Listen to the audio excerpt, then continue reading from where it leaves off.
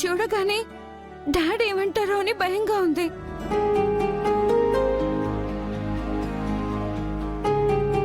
ఆయన సంగతి నేను చూసుకుంటాను.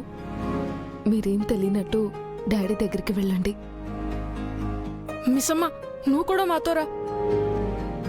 నీ తరపున డాడీకి మేం సారీ చెప్తాం.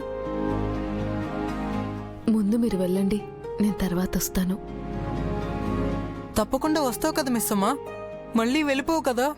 ఒక్కసారి తప్పు చేశాను, జీవితంలో మళ్ళీ ఆ తప్పు చేయను. నేను తప్పకుండా వస్తాను, డాడీకి ఎదురు పడతాను. సరే, త్వరగా వచ్చే పద.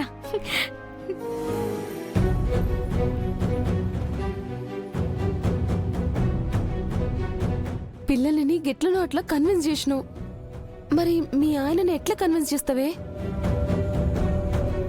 ఆ శివయ్య ఉండగా నాకెందుకు భయం?